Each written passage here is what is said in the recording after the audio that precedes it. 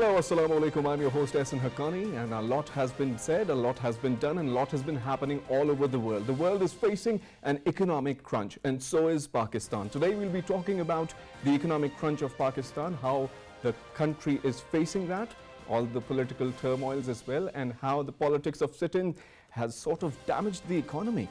For that, we'll be talking about to our panelists, but first, also being done in the present government is political sustenance, political economy and social stability of the country. That is also the focus of the current government. On the other hand, we have the politics of sit-ins that continues. Before starting off, I'd like to introduce my guests for today. We've been joined by Mr. Siddique Farooq, the leader of PML-N via Skype.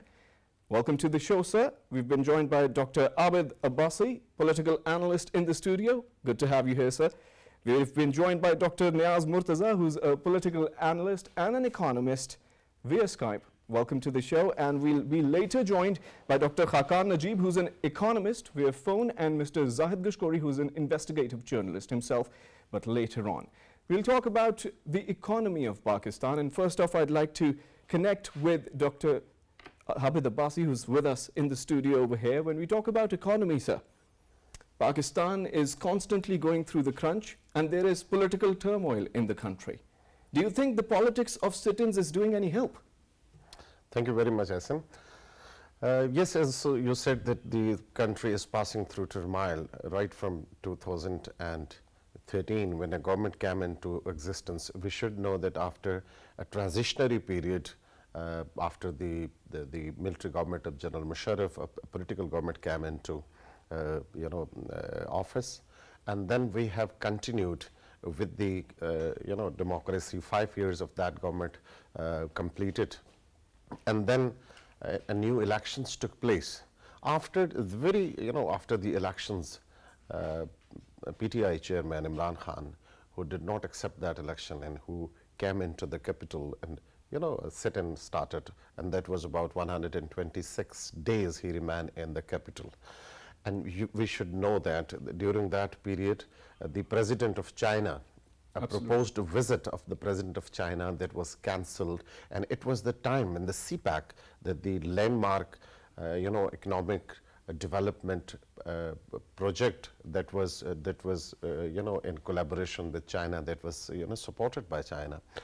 That was also affected. And after that, still today, we are facing that economic crunch, and the politics of these dharnas and sit-ins and protest and agitation that continue even during Imran Khan was in power. We have seen some of the public gatherings done by Imran Khan himself while being in power.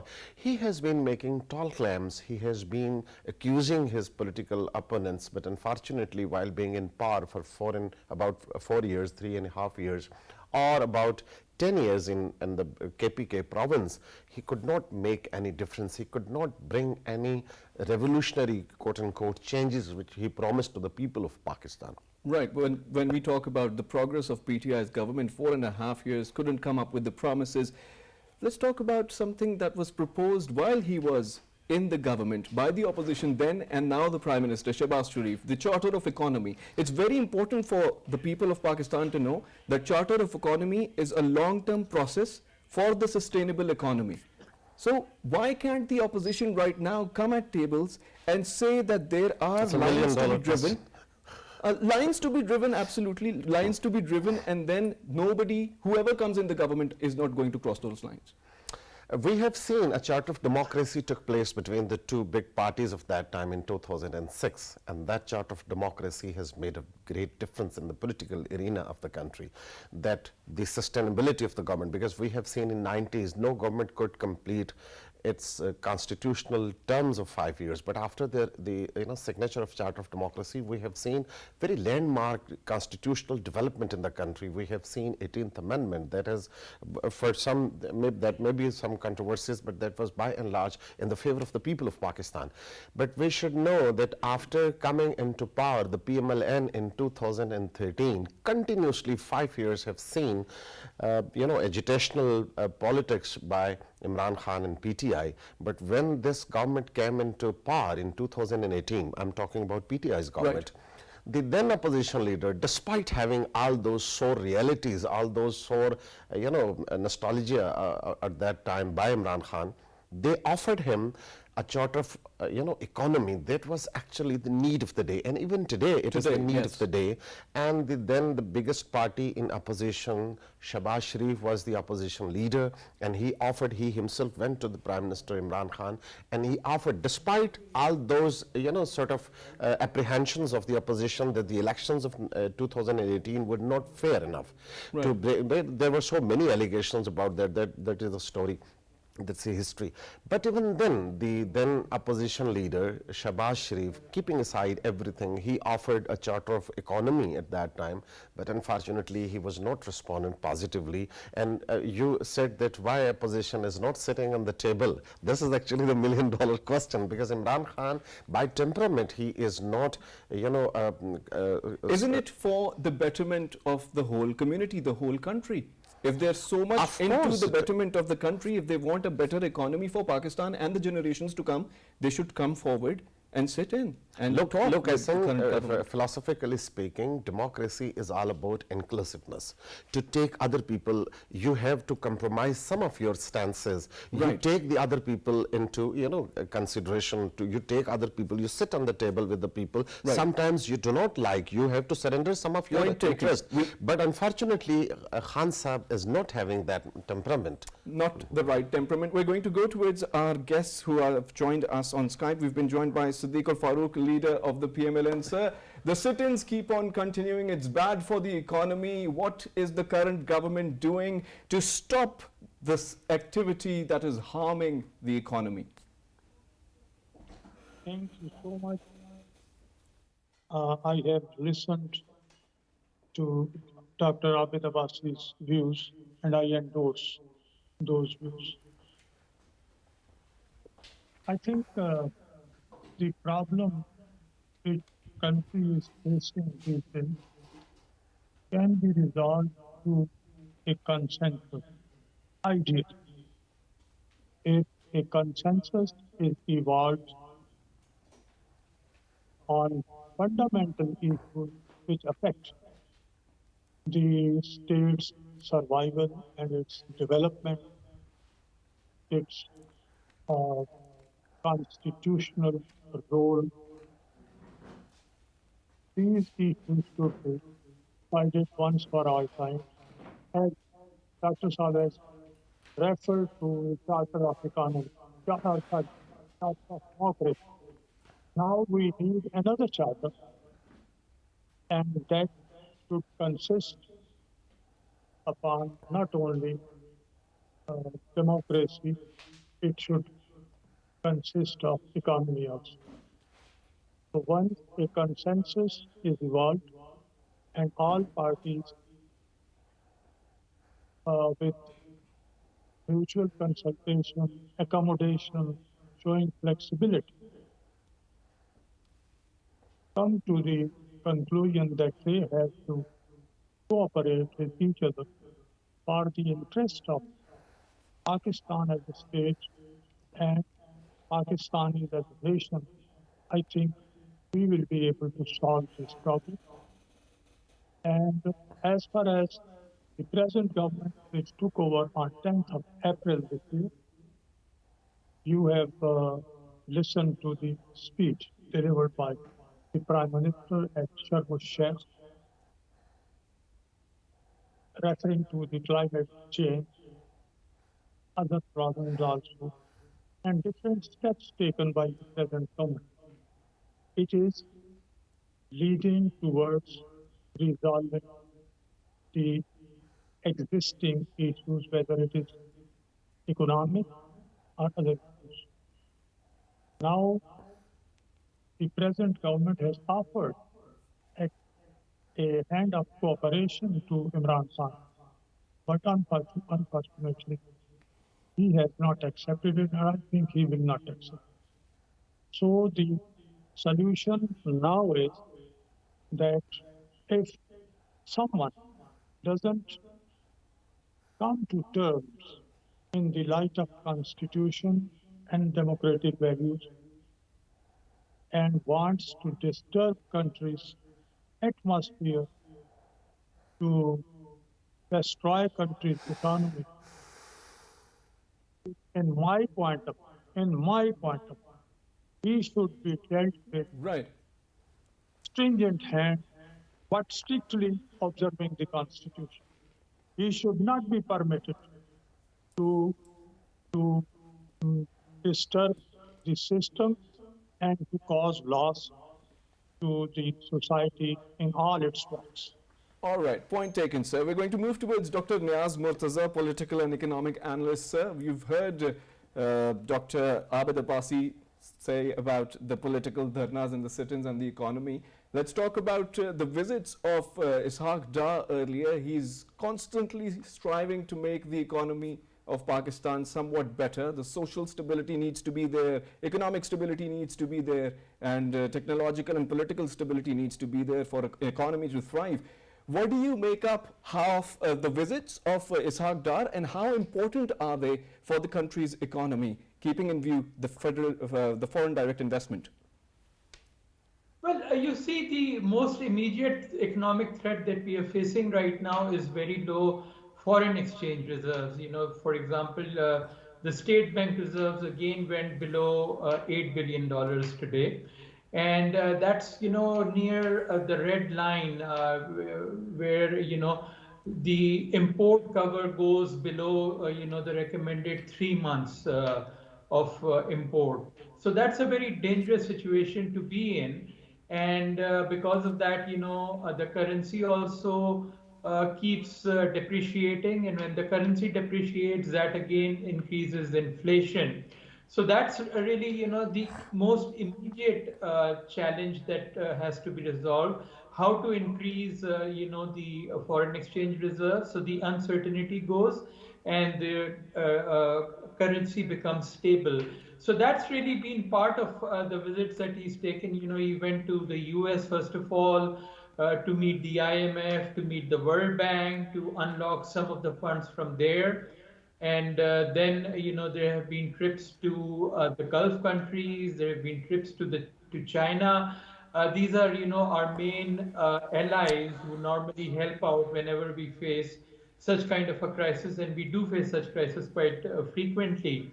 So in some cases, the results have been there. The IMF deal went through, and the money was released from there.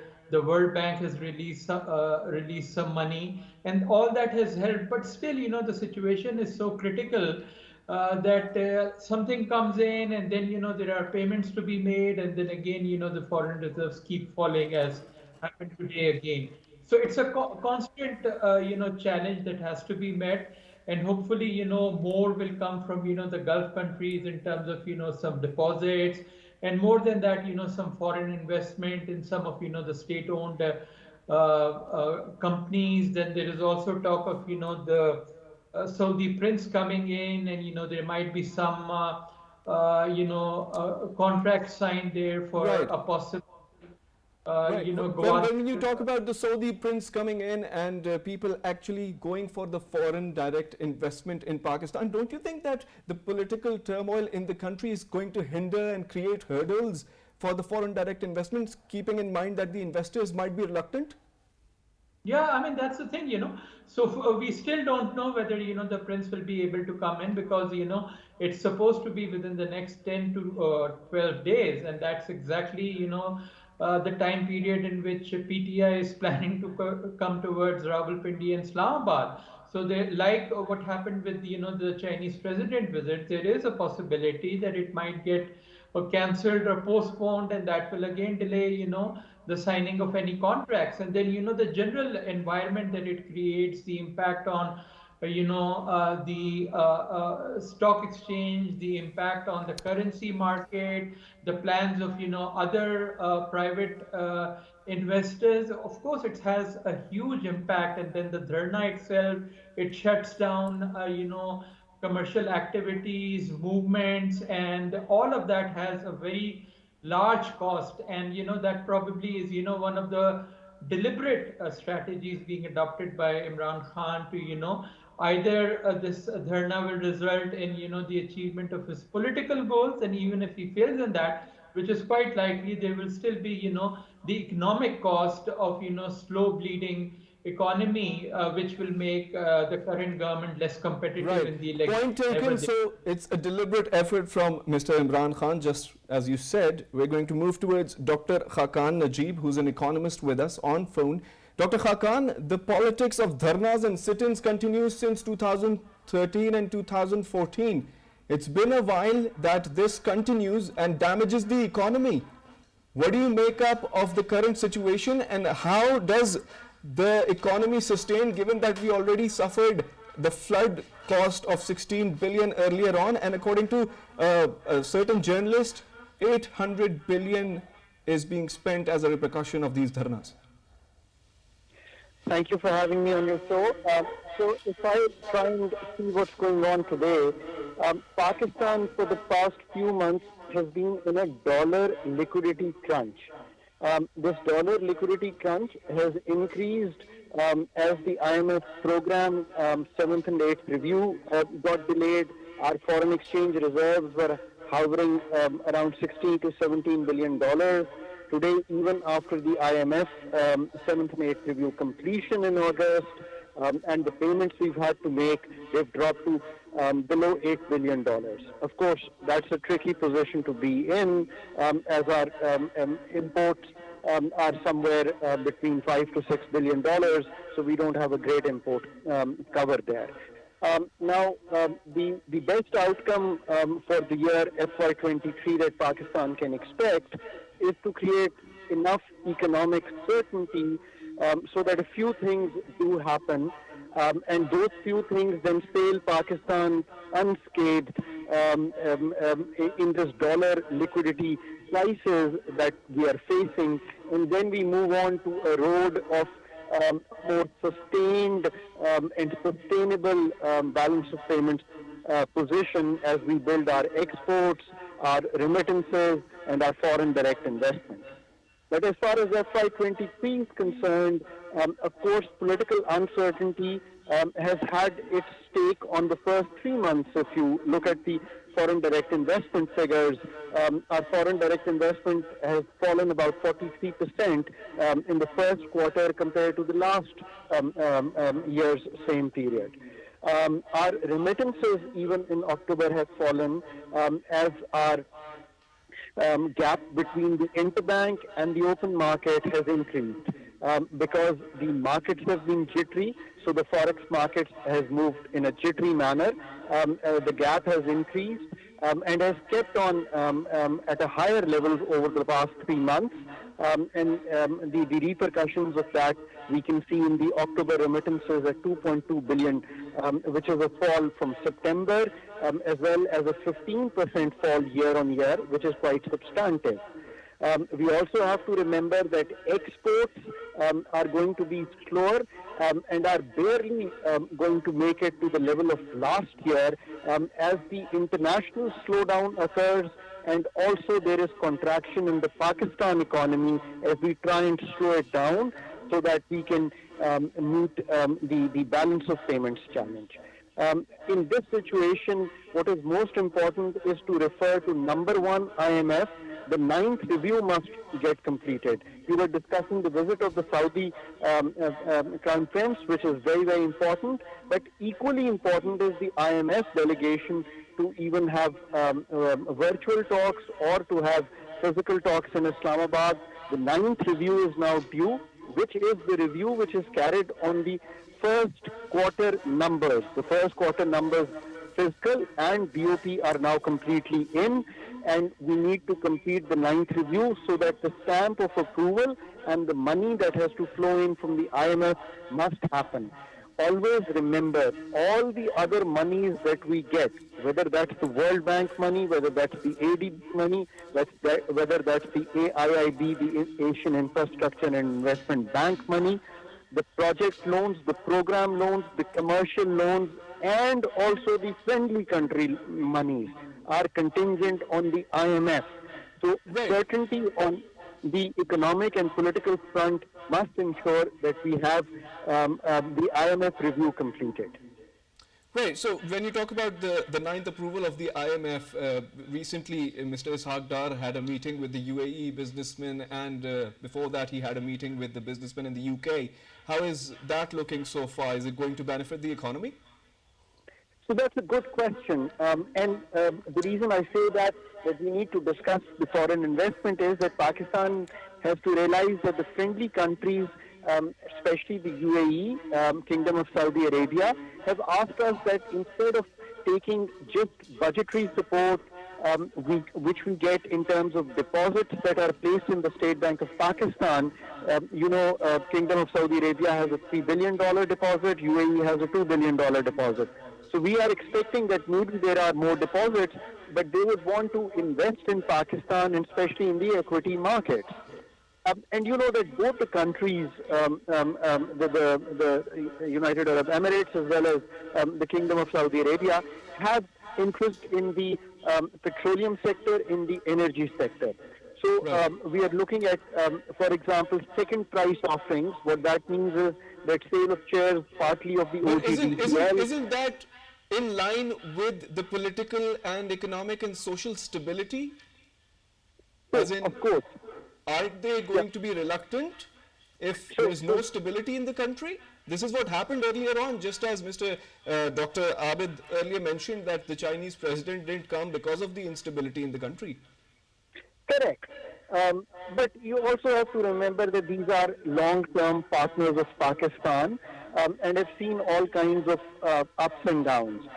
But I distinctly remember not only did the Chinese president didn't come, I was part of the finance team, and more than the Chinese president, we were trying to complete the fourth review of the IMF based in Dubai, and because of the disturbance in Islamabad, the fourth review actually got delayed and we could not complete it. So right now, it's extremely important to remember that whatever political atmosphere that prevails in the country, we must still, as we talk of this Charter of Economy.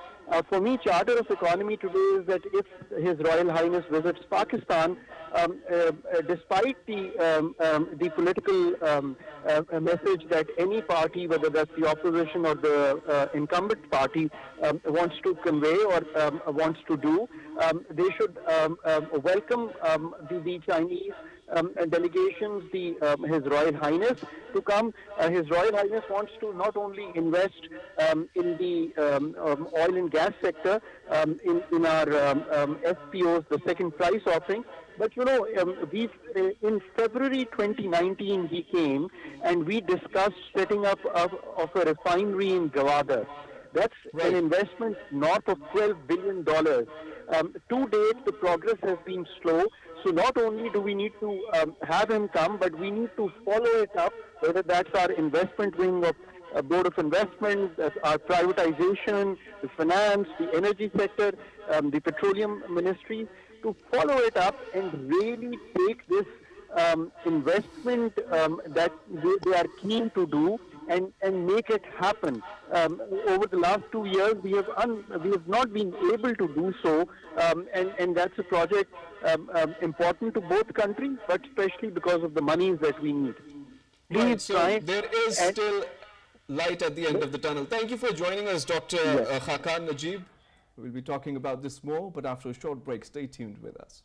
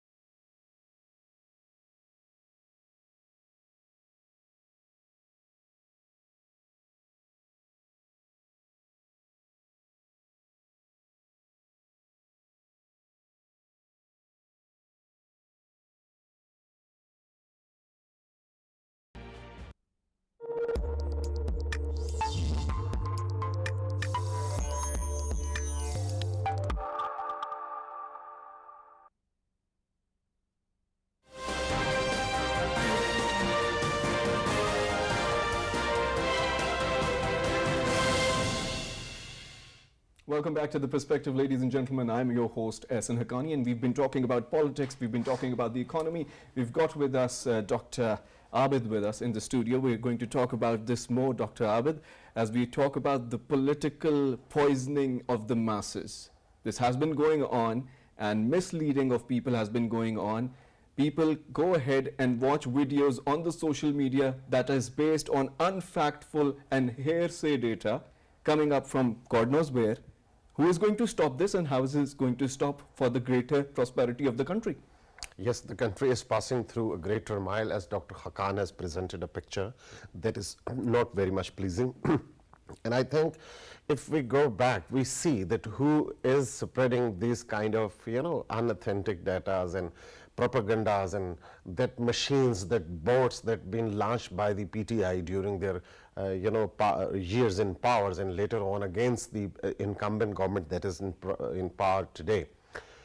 We should know, and we must keep in our mind, that during the PTI tenure, their financial management failed drastically. They have changed 4 finance ministers, and those finance ministers who remained with General Musharraf, with President Zardari, and in any other governments who Favorites who of were the PTI themselves. Yes, of course. The first, the Imran Khan projected Asad Umar as a very sort of a scholar of economy, but he failed very soon. And then Dr. Hafiz Sheikh came, and then Dr. the Hamad Azhar came in, and then we have seen Tareen Saab, he became the finance minister. But even changing all those faces, because they did not have a plan, they just made sort of tall claims, but unfortunately they did not have any workable, viable plan. The country like Pakistan, an economy of a country like Pakistan is not a joke. It's very complicated. It's a very complex. I'm going to come back to you on this regarding PTI. An investigative journalist, ladies and gentlemen, Zahid Gishkori, has broken a story yesterday. We've been joined by Mr. Zahid Gishkori. Welcome to PTV World. Tell us more about your story. Thank you very much. The story is very interesting that the previous government in March 2020, when the then Prime Minister Imran Khan was facing no confidence motion pressure, his government released 13.8 billion rupees to his party MNAs by winning their loyalty in Khyber Pakhtunkhwa. But unfortunately, these 13 billion rupees were released to these member parliaments in Khyber Pakhtunkhwa under Sustainable Development Program goals, which were never fulfilled because funds were released for 1,973 schemes in poor districts of Khyber Pakhtunkhwa to uplift the poor people of this province. But 0.06, only 11 schemes were executed. Can you imagine that the funds by the federal government released 13 billion rupees, but all these schemes were never completed. Even these schemes hang in the balance. They are only in the papers, nothing in the ground. And then I investigated, and I took a district as a sample that how these funds were by the way, misused, you can say.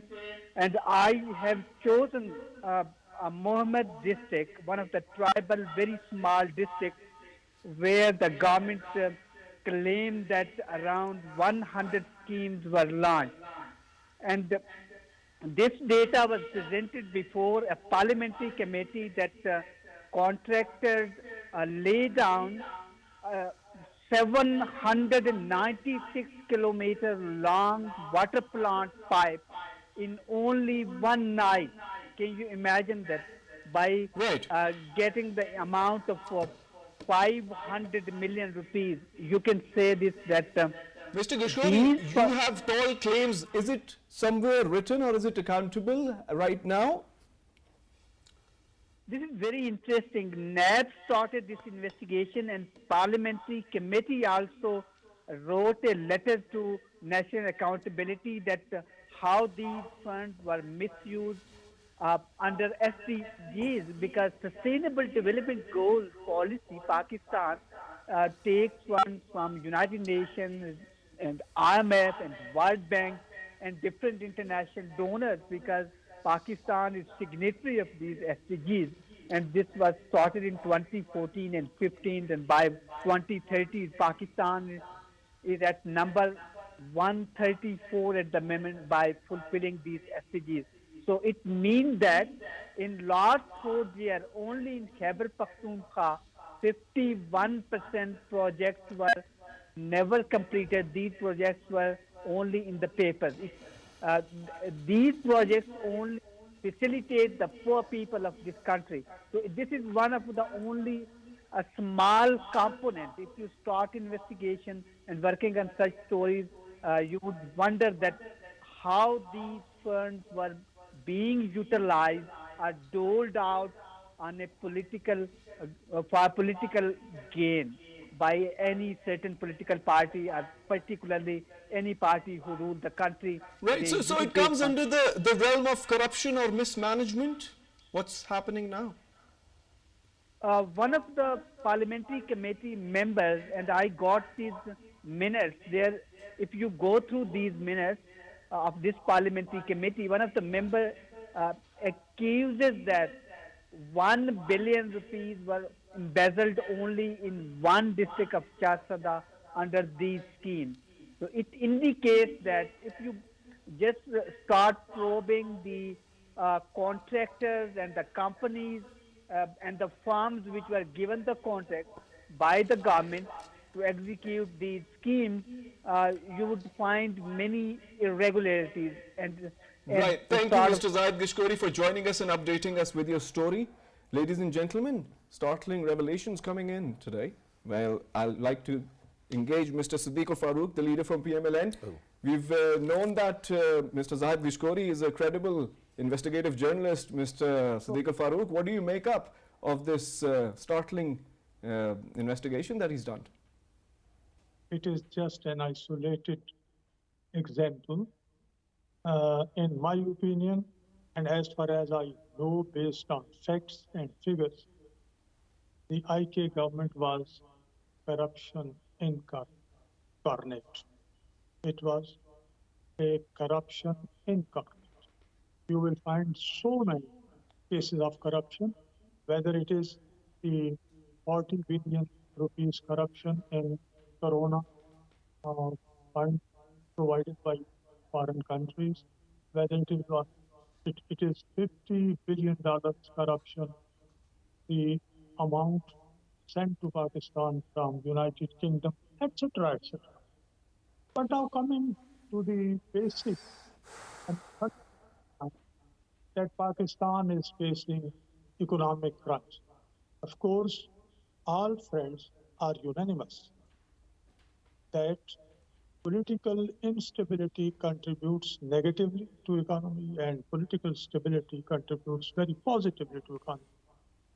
As far as government is concerned, it has decided once for all times that the dharna of 2014 will not be allowed to replay. Secondly, this long march has already failed. It failed to attract the support of the masses. That's why Imran Khan takes U-turn every second day. So keeping in view this situation and the international situation, especially those friends who were annoyed with Pakistan due to the behavior and certain actions of Imran Khan, have now improved, and we have very cordial relationship with all of our friends, and with the support of the UN Secretary General and other friends, I think the situation is tilting in Pakistan's favor. Similarly, inshallah, the Saudi prince is going to... We're going to move towards Dr. Niaz Murtaza now. Dr. Niaz, we've seen startling revelations. What do you make up of those? And then again, the PTI using the proper forum Is there a proper forum for the sit-ins, and can they register in the parliament rather than sitting on the roads and making it really difficult for the traders and making it difficult for you, me and the entire Pakistani nation who's going to work, doing their thing, and can't be stopped if they're right in front of the dharna and people are somewhat making fire out of the tires. What do you make of it? Yeah, I mean, of course, the right forum is the parliament. That's a place where, all the different political parties and political forces come together to sort out their differences.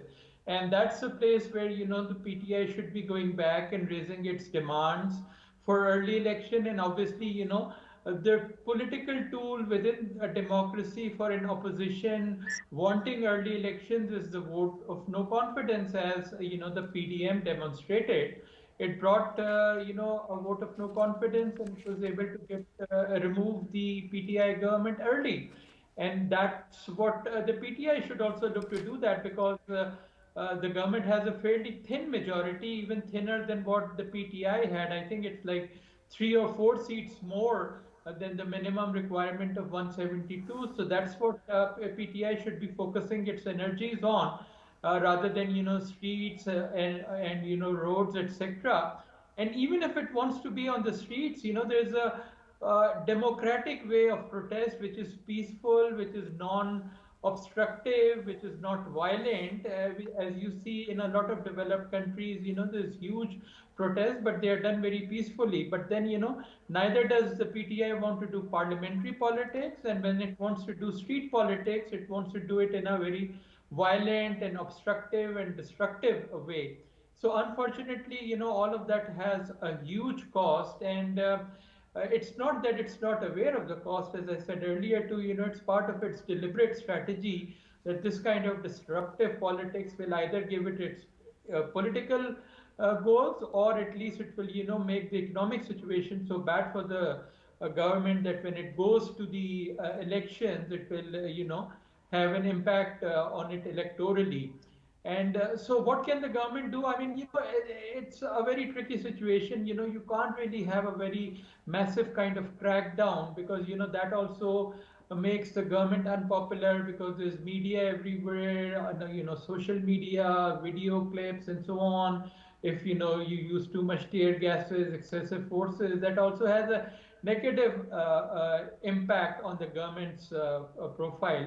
So, but now the good thing is that, in many places, for example, Pindi, the people came out on the streets and they, challenged PTI because of the negative impact PTI dharnas were having on people's life. And that seems to have had some impact. And absolutely, the people are standing up. We heard that the traders from different unions were standing up as well, asking the PTI dharnas, the sit-ins, to stop so that they can go about their normal life. Thank you very much for joining us. We'll go towards Dr. Abid. Dr. Abid, is there a way to somehow get rid of the instability, the sit-ins, the dharnas, the politics of somehow maligning the other government and then using the masses to negate the narrative of Pakistan? And the other countries taking advantage of it? Of course. We have seen, tremendous campaign on Indian media. What Imran Khan is doing is talking about the state institution of our own country. This has never been done by anybody in past. Imran Khan is very vehemently taking the names of the state institutions and maligning them and, accusing them without having any proof. We have seen 3-4 interviews of Imran Khan on international media. Every anchor person, every host was asking about the, proofs if he has some.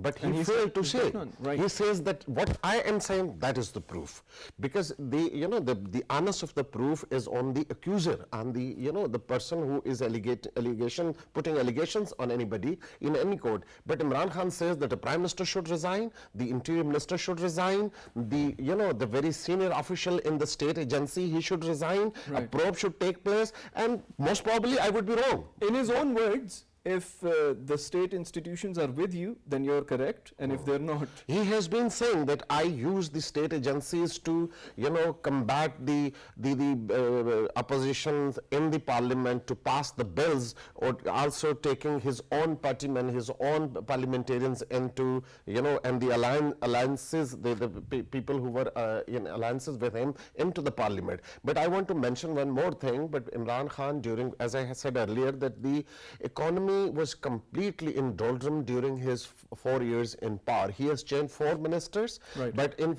despite his tall claims that I should prefer to suicide to go to IMF, he laterally went there, and it was General Bajwa, the chief of the army staff, who went to this kingdom of Saudi Arabia and, after having negotiation with them, get some bailout that is a topic for another show, sir.